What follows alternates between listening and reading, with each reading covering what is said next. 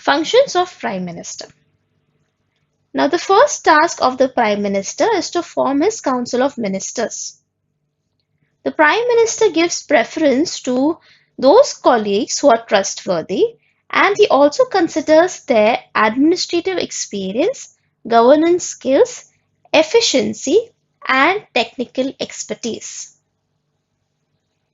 Once the Council of Ministers or the ministers are appointed, the Prime Minister then allocates, means he allots portfolios or particular departments to them.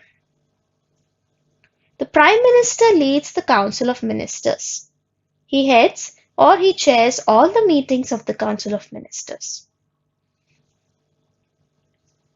After allocation or after giving specific departments to different ministers, the Prime Minister has to maintain coordination in the working of various departments, facilitate cooperation amongst the departments. Means the Prime Minister has to make sure that all the departments are working together. He has to supervise the working of every department in order to maintain efficacy and efficiency. Efficacy means effectiveness, and efficiency means that every department should be able to achieve maximum productivity with minimum wasted effort or expenses.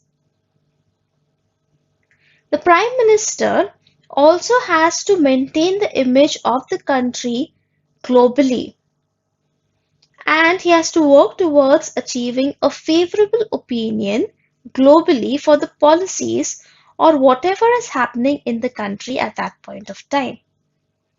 The Prime Minister also has to develop trust among people and has to provide strong support to people who are victims of any disaster, etc. Now let's see what are the functions of Council of Ministers. First is lawmaking. Now, in a parliamentary form of government, the Council of Ministers start the process of lawmaking. The scheme, policy plans, etc. are drafted and then discussed and introduced in the House, either the Lok Sabha or the Rajya Sabha. The Council of Ministers discusses important questions before making a decision. The next is decide specific policies or direction of work.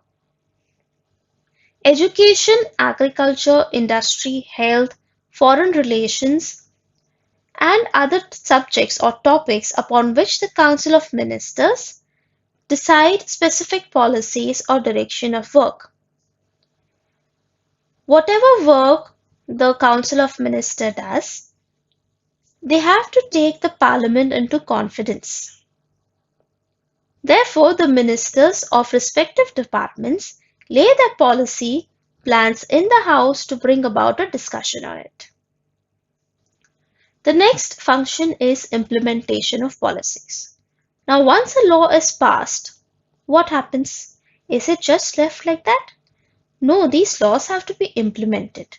And who does this implementation? It is the Council of Ministers. Now, Parliament exercising power over the executive. The Parliament, in a parliamentary system, tries to keep control over the executive. That is the Council of Ministers and the Prime Minister. This control is exercised in the lawmaking or policy-making process, implementation of policies, and even after that. Now, there are some ways that they exercise control. The first one is discussions and debates. This is a very important part of the lawmaking process. Now, this debate and discussions happens among the members of the House. This helps the members to examine the policy proposals and laws and point out the shortcomings. The next way is question hour. During parliamentary sessions, the proceedings of the House begins with questions asked by the members of the House. The concerned ministers are supposed to give answers to these questions. Question R is the most effective way of keeping a check over Council of Ministers. During question hours, members criticize the government and ask questions on various issues. Sometimes, when a member is not satisfied with the answer of the minister, arguments also take place. Occasionally, members walk out of the house or enter into the well of the house and give slogans to record their protest. Now, children, there are three parliamentary sessions held. One is the budget session, the other one is the monsoon session, and the last one is the winter session.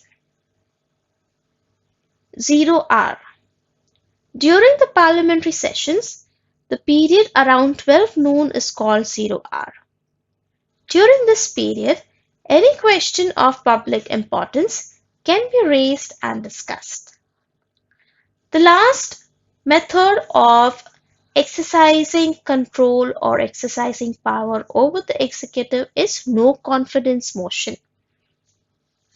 The government stays in power till it enjoys the support of majority in Lok Sabha. If the members of parliament withdraw the support, it may lead to loss of majority and the government cannot stay in power. The members of the House can move a no confidence motion by simply expressing, "We do not have confidence in the government." If the motion is passed with majority support, then the Council of Ministers has to resign. Now let's read this and understand. Rama. The President is the nominal head and the Prime Minister is the executive head. What type of relationship exists between persons holding these posts? Vidya, I think that the Prime Minister meets the President regularly and informs him about the conduct of administration. Yes, this is right. The Prime Minister informs the President about the administration of the country and about new laws and policies. Rather, the President has a right to seek such information. So here what they are trying to say is that the President is the supreme head and the actual administration is done by the Prime Minister.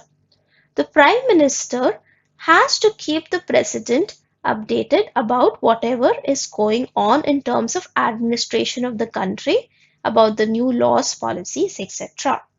And if the President feels that he is not being sufficiently informed by the Prime Minister, he can ask the Prime Minister for information. Do you know? Have you heard about Jumbo Ministry?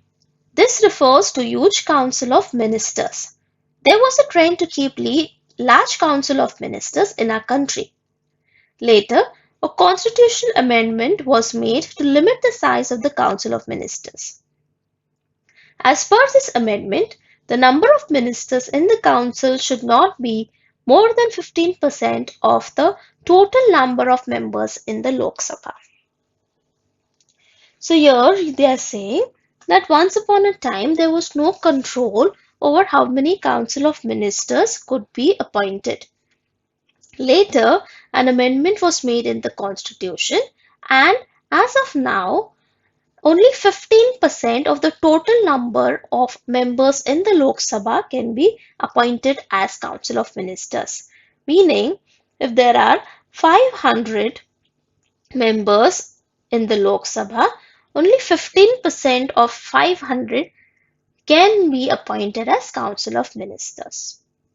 Can you tell what should the members of the Parliament do to participate effectively in debates and discussions? So children, what do you think these members should do?